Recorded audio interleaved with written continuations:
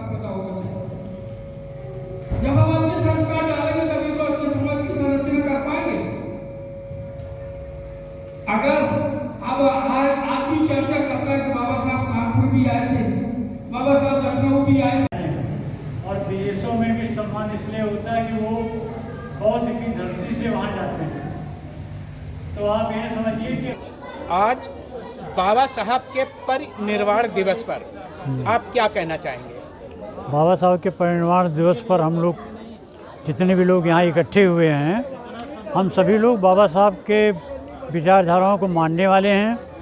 और जो बाबा साहब ने अपना परिवार न देखते हुए पूरे समाज को, हिंदुस्तान के लिए जो कार्य किया है, वो देश को पूरी तरह से मानना चाहिए और उनके विचारों को पूरे देश में फैलाना चाहिए। शान से जीना सीखें।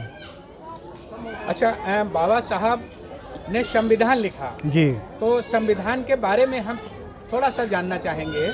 जाहिर सी बात, अगर आप बाबा साहब को मानते हैं तो संविधान को भी मानते होंगे जी। उसके बारे में थोड़ा सा जानना चाहेंगे कि ये जो सभाएं आयोजित होती हैं जी। जैसे यहाँ सभा आयोजित हुई या हो रही है, तो हम जानना चाहेंगे कि संविधान का कौन सा अनुच्छेद ऐसी सभाओं को करने का अधिकार देता है? देखो, ये हमें याद नहीं है।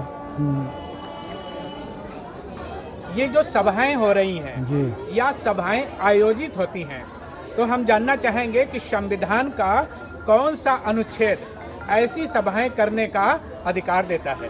संविधान के अनुच्छेद 19(1) का बी का अनुसार हम लोग सभाएं करके अपने समाज को जोड़ने का कार्य करते हैं। ये जो धार्मिक स्वतंत्रता का अधिकार मिला हुआ है भारत के नागरिक को, तो जानना चाहेंगे कि कौन से अनुच्छेद धार्मिक स्वतंत्रता का अधिकार देते हैं? ये संविधान के अनुच्छेद 25 से 28 के अनुसार हम लोग धार्मिक सभाएं सभी जगह आयोजित करते हैं और धर्म का प्रचार करते हैं। ये जो संविधान है भारत का, तो इसका सही नाम संविधान के अनुसार क्या है? आपके उसमें नहीं गया संविधान के अनुसार संवैधानिक नाम क्या है और किस आर्टिकल में निहित है? ये संविधान के आर्टिकल 393 में है। भारत का संविधान, इंडिया का कॉन्स्टिट्यूशन। बनते जी, अधिकांश लोग कहने लगते हैं कि भारत के संविधान की नकल विदेशों के संविधान से की गई है। इसके बारे में आप क्या कहना चाहेंगे? दूसरी बात, बुद्धिज्म को संविधान के रूप में कैसे देखते हैं आप? भारत का जो संविधान है, बोधिसत्व बाबा साहब के द्वारा, जिनका आज परिनिर्वाण दिवस है, उन्होंने सारे लोगों के कल्याण हित के लिए सारे धर्मों का मूल्यांकन किया और मूल्यांकन करके जब उन्होंने बर्मा में जाके रंगून में ये पाया बिना पिटे कि लोगों को नैतिकता में कैसे बांधा जा सकता है, पवित्र कैसे बनाया जाता है, परिशुद्ध कैसे बनाया जाता है, भाईचारा कैसे पैदा हो सकता है, इसलिए बाबा साहब ने वो बौद्धमय यानी बुद्ध के सिद्धांतों से लेकर उसको लिया है, बाकी सबसे लिया। क्योंकि जहाँ जिस रास्ते में, जिस न्याय में न्याय नहीं है, बंधुत्व नहीं है, भाईचारा नहीं है, करुणा नहीं है, मैत्री नहीं है, उस रास्ते को बाबा साहब ने नहीं लिया।